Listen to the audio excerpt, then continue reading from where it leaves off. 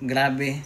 Lahat ng pasahero is nagpanic na talaga. Yung buga ng aircon, sobrang amoy gas talaga. Nag-iyak at cancel yung flight namin. So yun guys, pinababa kami ng eroplano dahil nangangamoy gas sa loob ng airplane, which is yung Philippine Airlines. So ayun, hindi namin in-expect guys na imbis na flight na namin today, pero hindi kami naka-flight dahil yun nga may problema sa loob ng eroplano. So pinababa kami. So yung flight sana namin is 8:30 and then until now hindi pa kami naka-flight. So na-detect nila na meron siyang leak sa loob ng eroplano. So nakakatakot. Kaya pinababa kami dito at cancel yung flight namin. Grabe. Tingnan nyo naman, sobrang daming tao.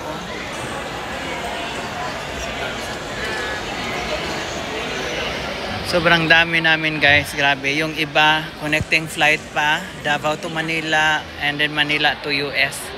Imagine. Tapos hindi pa namin alam kung anong oras kami makauwi na naman, or bukas na naman ulit. Grabe. So, andito kami sa Panorama Hotel. Ay, oo.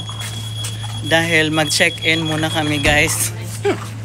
Dahil yung flight na naman namin ulit para bukas is mga 12.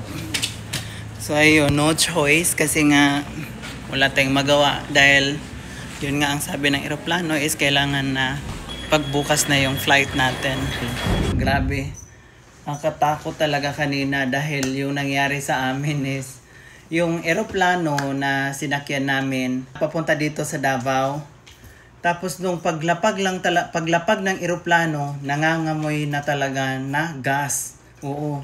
Nung pabalik na kami ng Manila, which is ito sanang gabing to, is talagang nagulat ako is yun na naman yung eroplano na sinakyan na namin. Papunta na naman ng Manila. Tapos ngayon, lahat ng pasahero is nagpanic na talaga dahil ang announcement ng eroplano is after 30 minutes dahil meron silang inaayos daw sa baba dahil merong nakita na nag-leak daw yung gas ba yun? O basta nangamoy na talaga siya ng gas. Tapos yun, nag-antay din kami after 30 minutes hanggang sa wala pa talagang announcement kung ano na nangyari sa loob ng eroplano. Tapos yun, mga ilang oras na talaga, 3 hours, 4 hours na.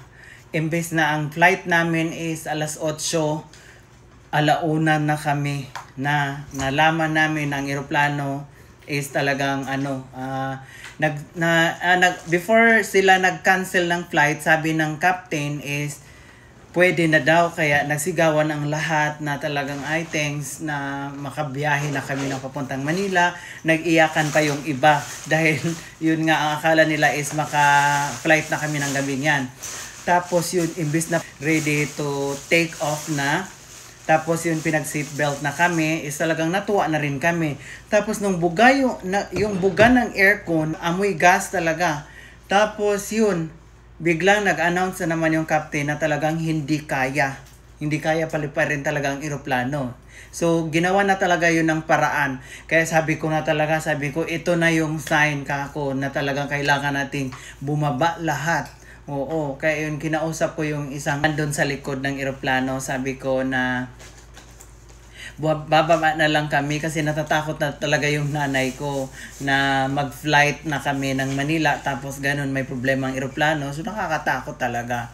Pero kahit sinabi ng mga kasama namin doon sa eroplano na masolusyonan talaga to, pero natakot na talaga ako kaya sabi ko bababa na lang kami. Buti na lang sinabi ng captain na cancel na yung flight dahil yun nga siguro talagang ng Panginoon na mas safe kaming lahat kung i-cancel lahat ng flight na yun.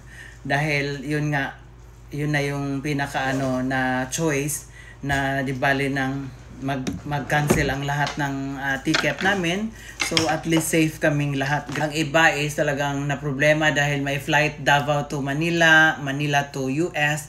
Yung ganun, yun yung pinaka problema. Kami, kahit mag-cancel yung flight namin, okay lang naman kasi siyempre wala naman kaming yun nga lang, meron din kaming hahabulin dahil meron kaming appointment. So yun, di bali na sa amin, pero yung iba kasi is talagang sayang din yung ticket na bayad nila kasi nga sobrang laki na ng gastos.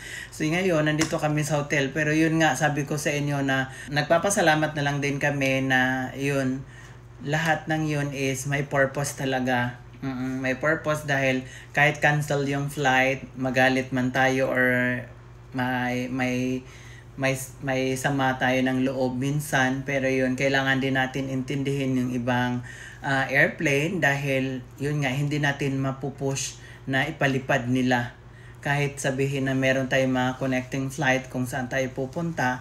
So kailangan intindihin natin dahil buhay din kasi natin ang nakasalalay at buhay din nila.